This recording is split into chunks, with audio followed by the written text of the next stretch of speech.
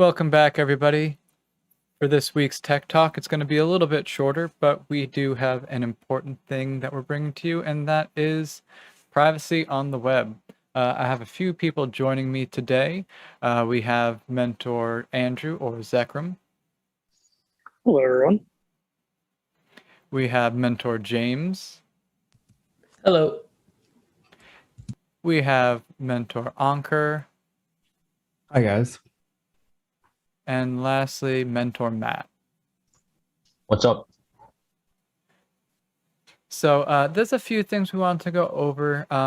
The general idea of this isn't to tell everyone you should or shouldn't do X, Y, Z, but it's just to let everyone know kind of where your data can leak on the internet, where people can see it, and just maybe to be more mindful about how you browse the internet and what it is you do. So the first thing I wanted to look at in this discussion was browsing in incognito mode. So let's see if I can pull that up on the screen.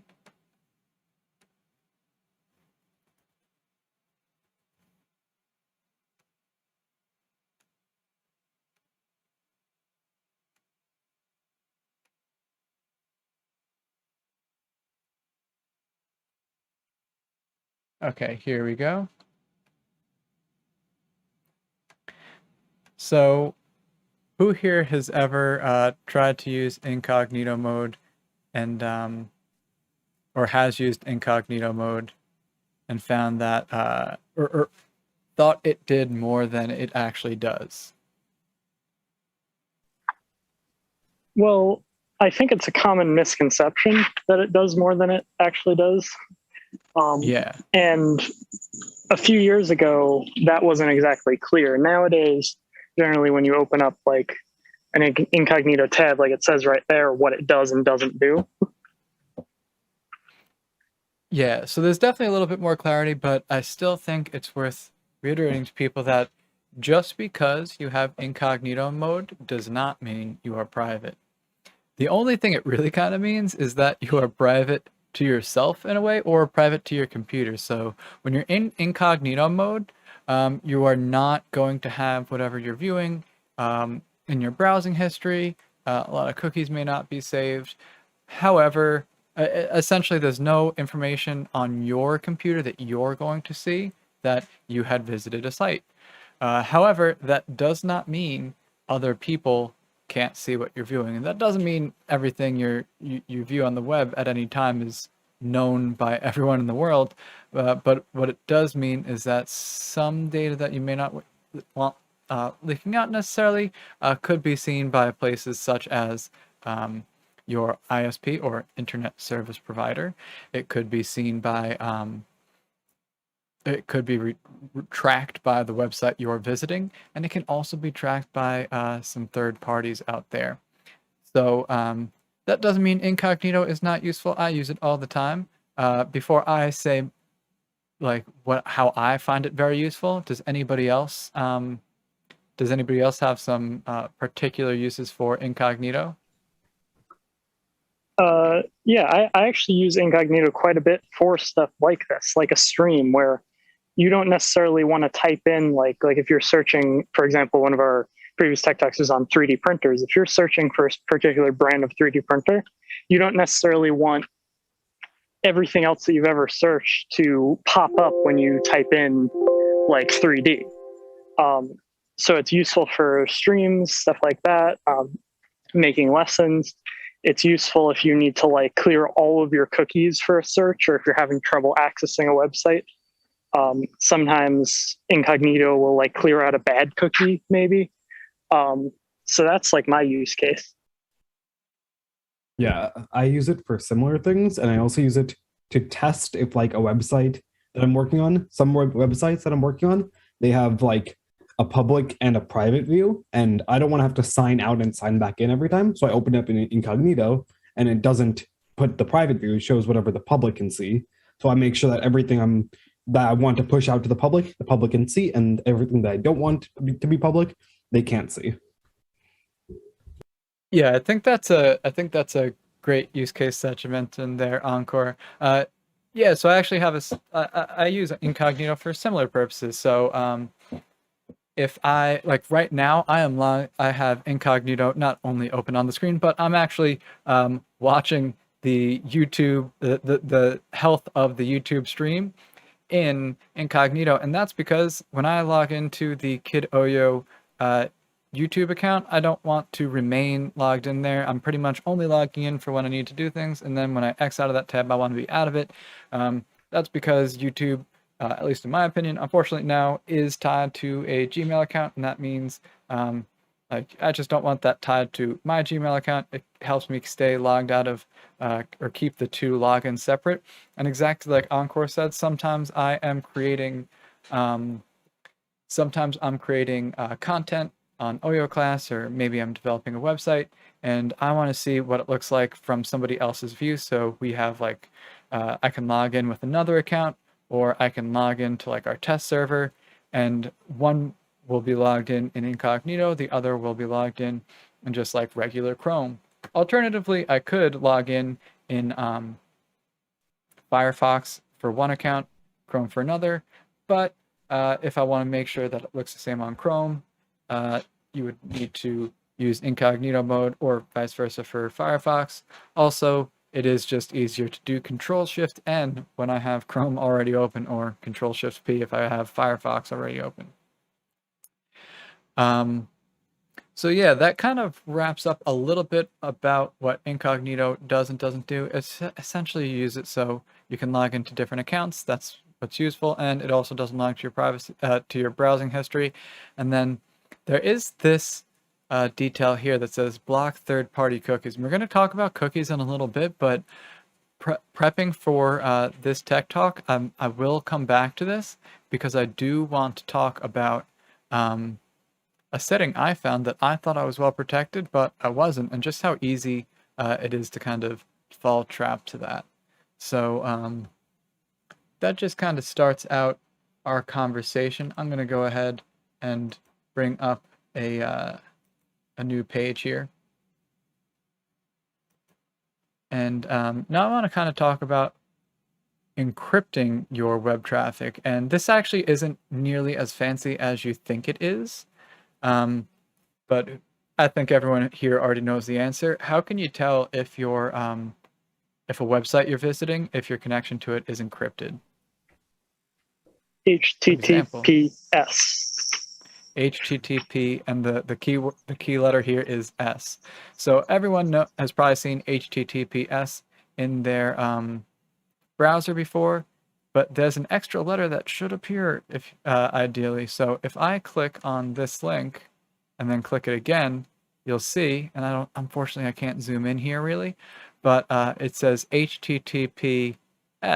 And anytime you visit a web page, if you don't see it up here, just click on the URL and then click it again, and you should see it. If you do not have the S there, you can optionally type in the S and see if it takes. Most websites nowadays do automatically encrypt your web traffic. So that'll mean it's somewhat vague how people describe it, but in general, your interaction with the website is encrypted, though someone will generally be able to see that you visited that website. It's just a good purpose to have on there. It's especially necessary if you're doing anything with a credit card, right? You don't want that information getting out there. So it is good to have that that S for encryption in there. Now, does anybody use any special tools in order to make sure HTTPS is enabled? On one of my laptops, I believe Firefox has a setting that makes it so you can only connect to HTTPS connections, and HTTP will be blocked. So I use that on, I forget which exactly laptop, but yeah.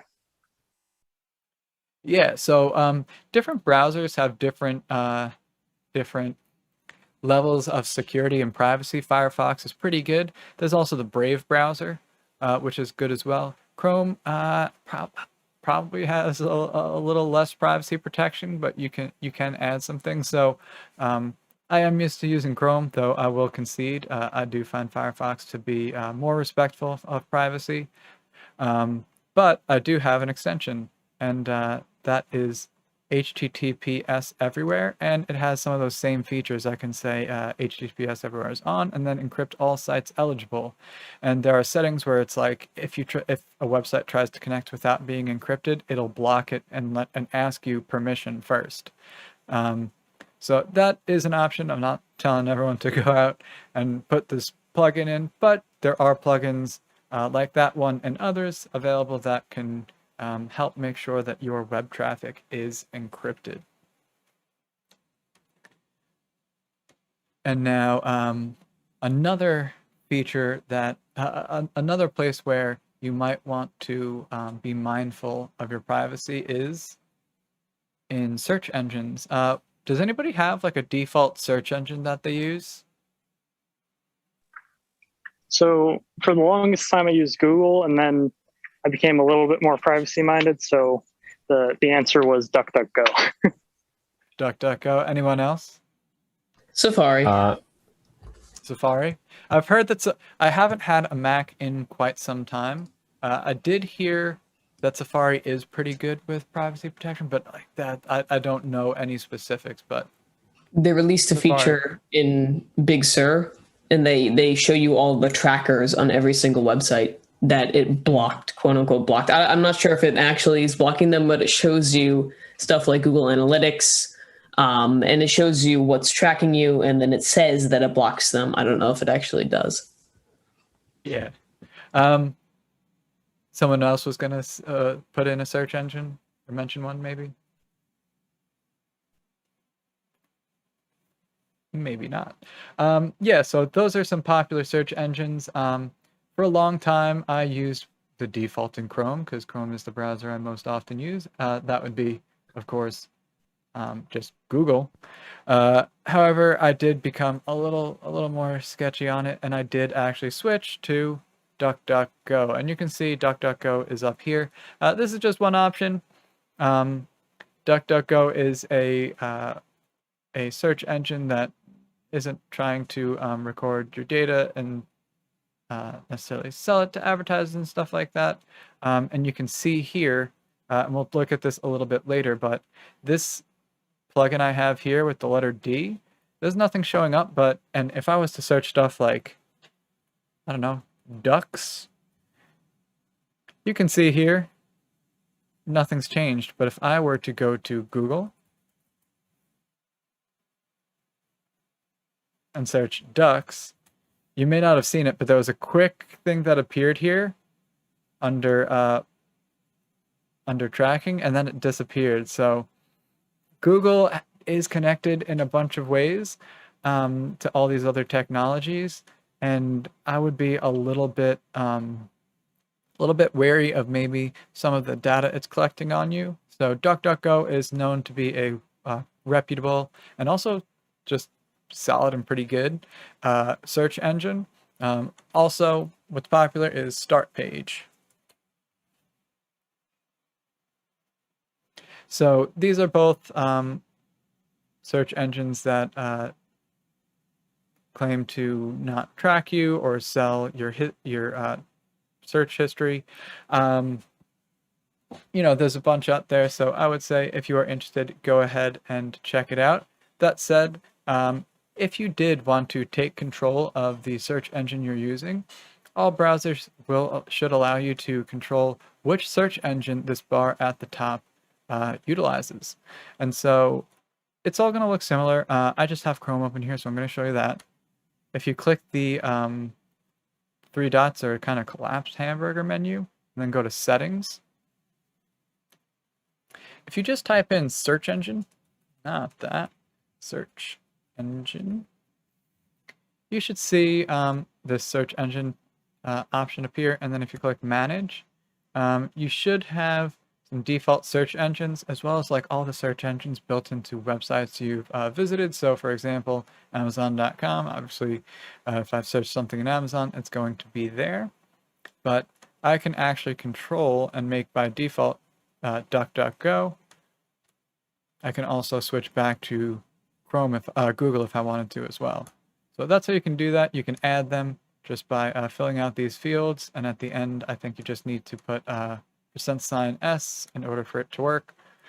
You can always look up directions on that, but do know that you can control which search engine you use in the URL bar up here if you choose to do so.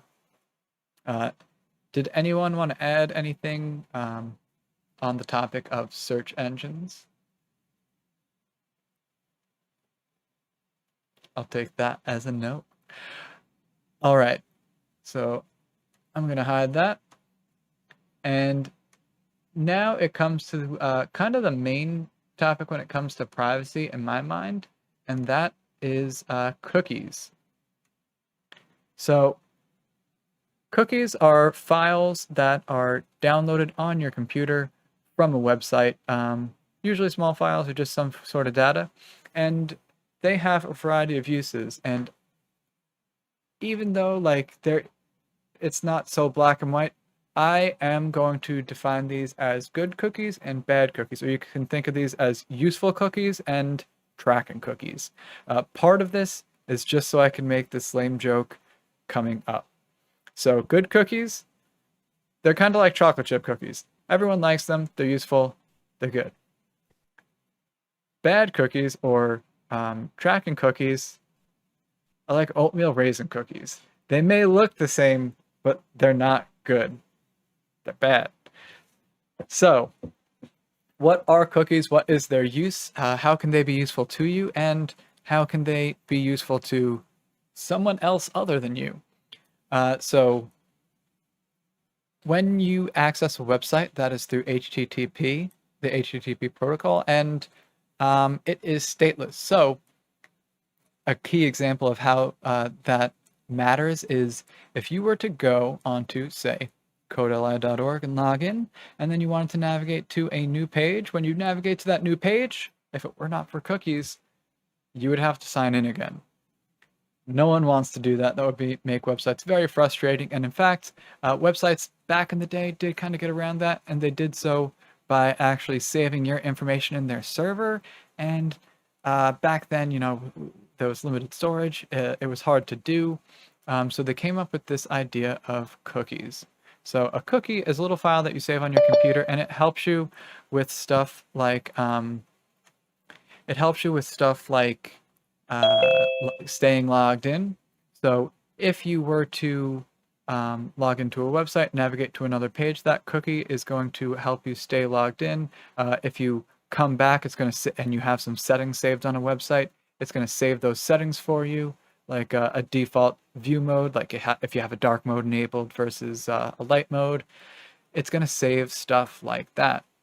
So that is part of how cookies can be useful, and all websites have cookies, or most websites have cookies, but then there are cookies that are not really useful to you. They're useful to the website. So these cookies are often used to kind of track where you go on the web, get an idea of what it is that you like to view, and that's because they want to target you with ads for the most part. But like, it's not just that. So sometimes it's not just the website you're visiting that's tracking you, but they have other trackers built into their websites. And maybe we can do a little bit of a experiment and test that out. So let's see. I'm going to switch here, and I'm going to go to CodeLI, and we can see that. So I have this plugin here called Disconnect Me, and it lets you know what cookies are going on, and it blocks some of them for you. So if I visualize the page, I can start seeing that there are some ones built into here, and those are probably because of Google fonts. But then otherwise, there are these cookies from OYO class that really kind of just help you stay logged in. And you can see that it's just blocking these two from the fonts. If I were to go to, let's try Yahoo.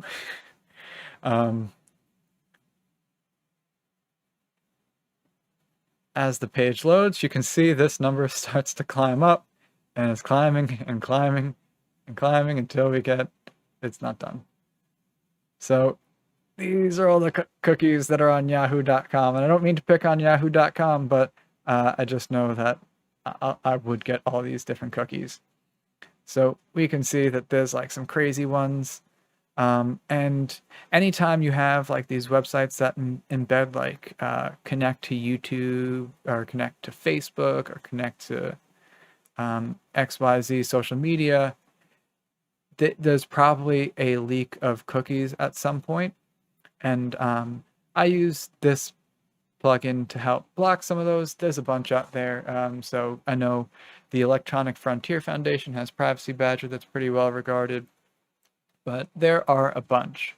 Does anybody here use any plugins to help block cookies? I Oh, you use guys can't uBlock see the plugin. What was that? I use uBlock Origin, which is ad uBlock blocking Origin. and cookie blocking to some extent if you set it up with the right filters. But it's sort of interesting to see, like, also with cookies, a lot of sites will ask you now, do you want cookies? But it's a little bit of a disguised, I don't know if you're going to get into this, a little bit of a disguised thing in that we've sort of become like yes blind. Like whenever a site pops something up saying you want cookies, you just sort of click yes. And that in itself is only exists because there's a legal standard for that. I believe in the UK, they require websites to ask if you want cookies, but then it becomes to the point where like cookies are enabled by default. You've got to opt out of them rather than opt in, at which point it's pointless because they've already tracked you. Yeah, so that is the GDPR. And yeah, so that is when you go to a new website, very often that thing appears and it asks you to choose what settings you want. And I would advocate you go in there and you select to have only strictly necessary cookies. You usually can't disable those, and choose that. And I have found that as I go to different websites, it does keep those settings for me. You just need to make sure you don't hit like the button that they color code to want you to hit, which is accept all cookies, I guess, unless you choose to do so. But most people generally don't want to make sure you're setting your settings for that. But yeah, you do make a good point of, all right, so I don't want them to collect my cookies, but did they upon first loading this page? Or not collect your cookies, but save cookies to your computer. But yeah, that the GDPR, I can't remember if it's UK or EU, but now it's easier for just websites to implement it everywhere. So that's why even here in the States, why we see those notifications pop up. It is worth mentioning that there is this concept of super cookies, and you hear other stuff like forever cookies, zombie cookies. Anybody familiar with this concept?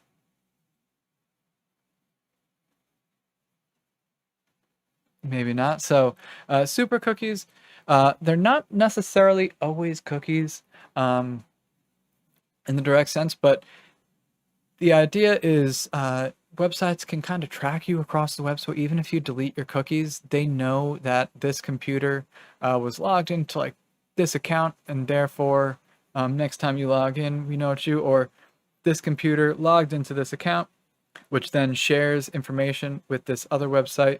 So even if you clear your cookies, log out of the website, anytime you get back on the internet, they might know, like, okay, if you log in again, this other website's going to be notified that this is you, and it kind of makes it hard to navigate the web anonymously.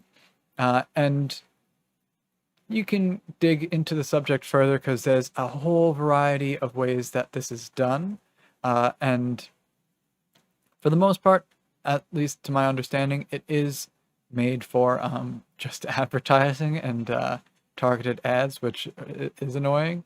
But it is a subject that's worth looking into. There's a whole variety of ways that it's done, and it's good to have an understanding of where your data is leaking in that sense.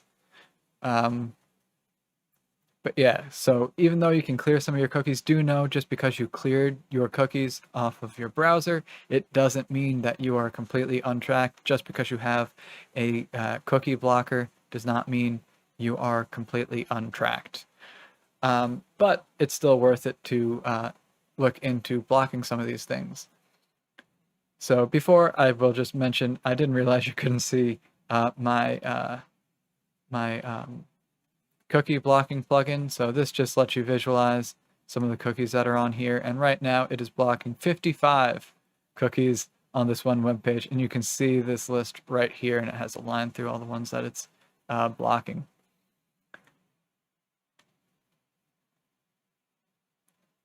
So I'll just hide that one. The last thing I kind of wanted to look at was VPNs and Tor. So who here before has seen those VPN commercials on like any number of YouTube videos? Many times. Yeah, a lot, right? I see it as ads. I see it even as ads that the YouTube creators put in there. Does anybody have a VPN? Not Or one that I use would trust. And Not I guess one that I you don't trust? I have Surfshark. Okay. Yeah, so VPNs, virtual private networks, are a way to route your internet traffic through a different like a different router. So it can appear, you can kind of like tunnel in to another server and then appear like you are browsing the internet from that location. Why would you want to do that?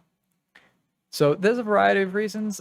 Probably one of the most popular reasons that people use it is because they want to see a Netflix show that is not available in Netflix in their country.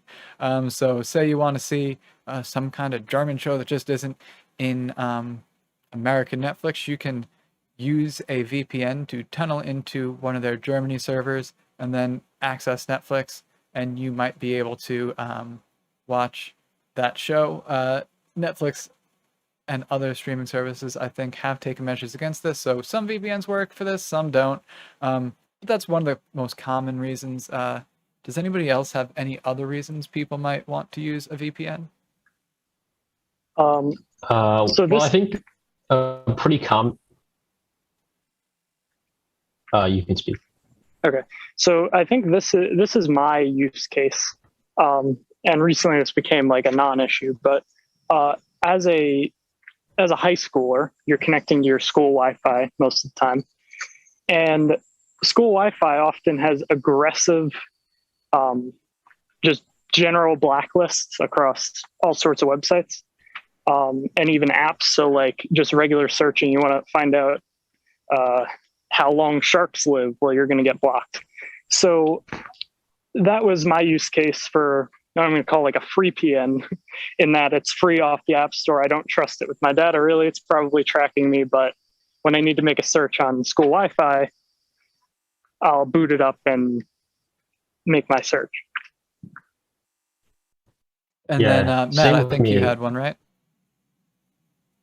Yeah, well, as Ekram said, I also use one of those kind of shady VPNs when I'm in school to maybe do a search so they block on the school Wi-Fi. The other main reason I think people use it is kind of similar to pretending you're from another country, is like escaping censorship. Like, for example, in China, the Great Firewall of China, a lot of websites are restricted, and many people use VPNs to access those restricted websites. Yeah, so these are examples of some ways that VPNs can be used. And I guess you guys are given the example of in school, but also if you are in a country where you have like a state censorship and you can't view many websites and like, websites like to get news and stuff like that, a VPN is a way that you might be able to circumvent these firewalls and view this information. It also does allow you to tunnel into a different location, so it can help keep your location private, so people don't necessarily know that like even though your website traffic is encrypted, your ISP can see that you're accessing a certain website, even though it can't see what you do on that website. Using a VPN, I believe you can circumvent that and hide it. The problem is you still have to trust the VPN company, which I think is what you were both alluding to. So if you are not paying for a VPN, I would say the adage, if you're not paying for the product, you're the product, applies. So they're making money somewhere, and they're probably making it from data. But if you're not using it for privacy reasons, that may be not an issue to you. There are paid VPNs, but you can look up, there are some problems with them where they claim that they don't store logs, and then they do. And so maybe whether or not you can trust them is a whole different thing. I know I do have a VPN because it was relatively cheap, but I actually got one because I was going on a trip to Europe, and I don't know their rules. I don't know if I'm going to be not able to access my email account for some reason, just because I'm in another country. And just to circumvent that, I made sure that I had a VPN and I could always route my traffic back to America to then access some of the things that I regularly use. And then I will just say some other purposes are, a lot of people work, and they work for companies that do not let them do their work without being in a VPN, and that's because they deal with a lot of sensitive data, and so they actually have to tunnel, if they're working remotely, for example, they actually have to tunnel into their office's VPN, and then they can effectively work from their office in a controlled network. So people sometimes do that, or they use that, they actually have a home VPN where they can be somewhere else, but then access their home VPN to browse the internet as if they were home, which also might allow them to access some network devices in their own home that isn't local to them when they're elsewhere. So I think that's about it. I will just add that there is something called Tor. Tor is kind of like, it's not quite a VPN, but it serves some of the same purposes. So what Tor will do is it will encrypt your data, and it will goes through 3 different routing points, and each one decrypts it. And this is supposed to help keep you private.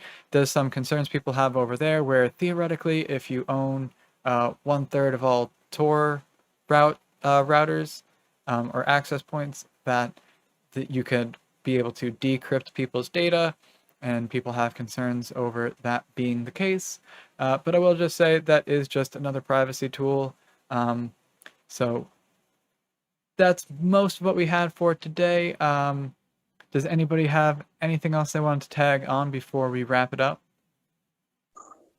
Yeah, a quick note about what you said about Tor, like the 1/3 thing. That's actually, it's a very real possibility. In fact, it's happened in the past, is what people are figuring out. So it's one of those things that like some really paranoid people would use that, but I personally tried Tor for like literally 2 days, and it became too troublesome, let's say, to continue doing. It was just the load times are much slower because obviously you're routing your data through multiple points, and it becomes sort of like a chore.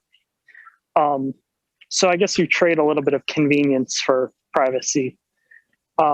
Yeah, Tor is very slow. Yeah, very slow. The other like little thing I would like to note is that realistically, there is no way to be private on the internet. Anything you search can be seen by someone.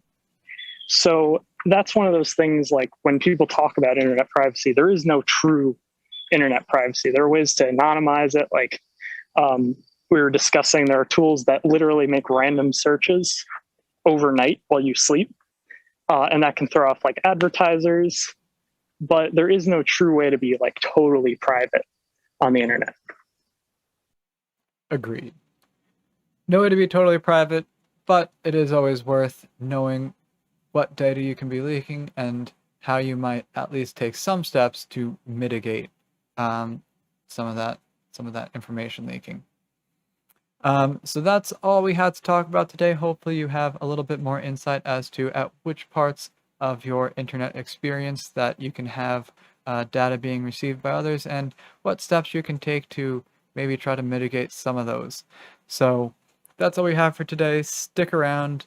Coming up next, we have a student mentor showcase where we have a pretty cool Minecraft related project that we're going to show off. And then, of course, the game jam.